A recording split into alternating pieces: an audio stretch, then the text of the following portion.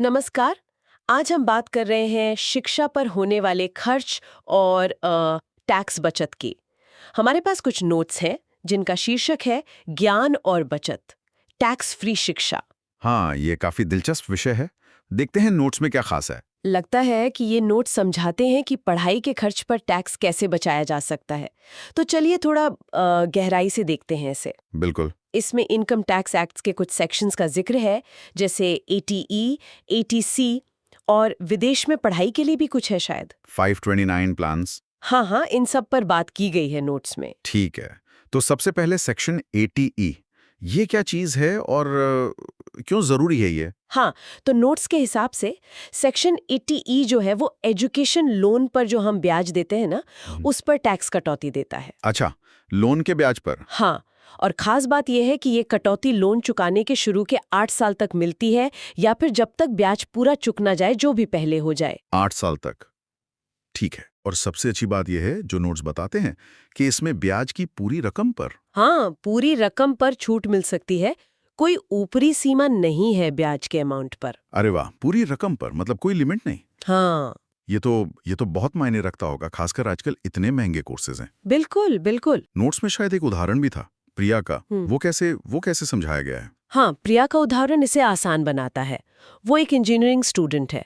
मान लीजिए वो अपने एजुकेशन लोन पर साल का 80,000 रुपए ब्याज दे रही है। ठीक है। तो सेक्शन 80E के तहत ये पूरा का पूरा 80,000 रुपया उसकी टैक्सेबल इनकम से घटा दिया जाएगा। अच्छा, तो मतलब सीधे सीधे उसकी टैक्सेबल इनकम कम हो गई। हाँ, सीधा टैक्स का बोझ कम। तो जैसा आपने कहा, काफी बड़ी राहत हो सकती है ये। ये तो वाकई काम की जानकारी है। अच्छा, ये तो हुई लोन के ब्याज की बात। नोट्स में ट्यूशन फीस का भी जिक्र था, है ना? Section 80C। हाँ, बिल्कुल। सेक्शन 80C की भी बात है नोट्स में। इसके तहत अगर आप अपने बच्चों की पढ़ाई के लिए ट्यूशन फीस दे रहे हैं हाँ। किसी मान्यता प्राप्त संस्थान में, मतलब स्कूल, कॉलेज, यूनिवर्सिटी जो भारत में हो, तो उस ट्यूशन फीस पर भी टैक्स छूट क्लेम कर सकते हैं। अच्छा, तो ट्यूशन फीस पर भी छूट है? इसकी क्या कोई लिमिट है, जैसे एटीई में तो नहीं थी? हाँ, यहाँ एक लिमिट है।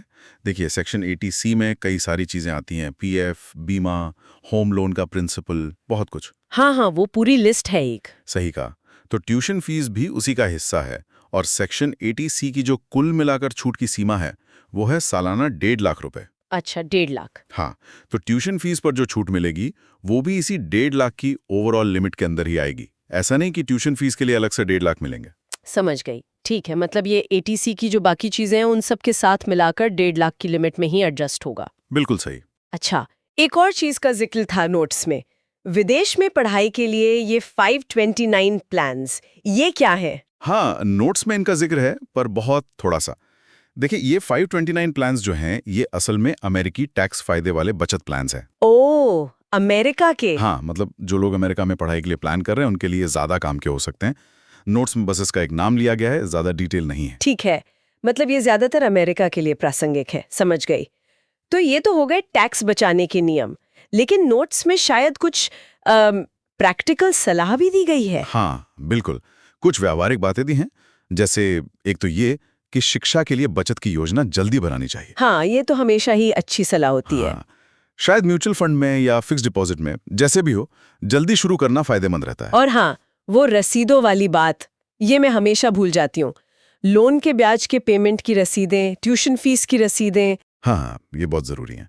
नोट्स भी यही कहते हैं, इन्हें संभाल कर रखना चाहिए, क्योंकि टैक्स छूट क्लेम करते वक्त यही तो सबूत होते हैं। सही बात है, छोटी लगती हैं पर जरूरी हैं। बिल्कुल।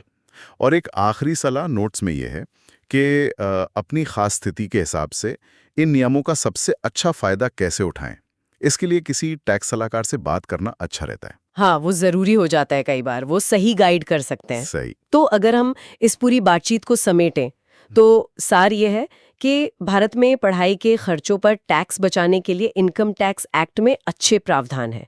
सेक्शन 80E है एजुकेशन लोन के ब्याज पर, जहां पूरी रकम पर छूट मिल सकती है। हाँ, कोई लिमिट नहीं। और